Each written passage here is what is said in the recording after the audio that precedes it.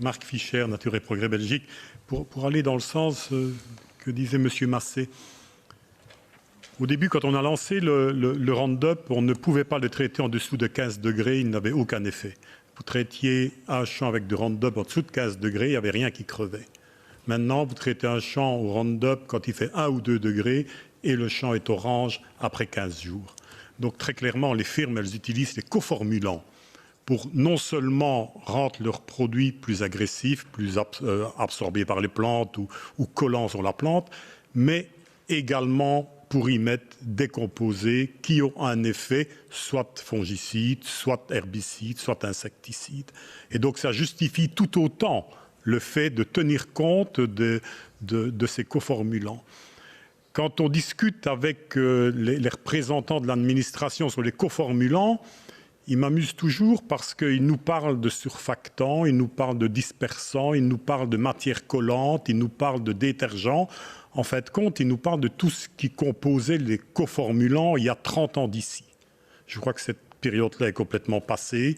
Maintenant, les firmes utilisent la législation laxiste dans les États membres des coformulants pour améliorer leurs produits et donc le rendre plus efficace et donc augmenter les possibilités d'en commercialiser. Alors, bon, je trouve qu'il faut quand même avoir le moral bien accroché pour participer à des conférences comme ceci, étant donné qu'on nous rappelle à l'envi ce que l'on sait, mais enfin, le réentendre, c'est jamais très gai, que des produits cancérigènes sont maintenus avec force par les administrations. Bon, on le vit au quotidien dans notre travail à Nature et Progrès, mais vous aussi. Donc voilà, encourageons-nous.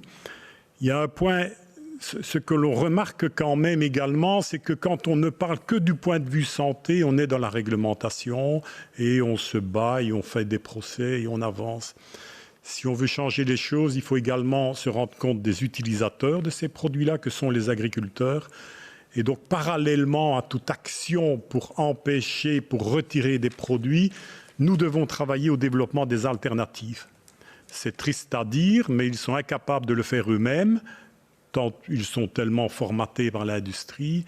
Et donc voilà, je crois que dans toutes les communications qu'il y a pour démonter des produits, et le glyphosate en est la preuve, on doit également développer toute la pédagogie au niveau des alternatives à ces pesticides pour essayer d'avoir une partie du monde agricole avec nous, parce qu'en fin de compte, ce sont eux que l'industrie met en avant pour justifier le maintien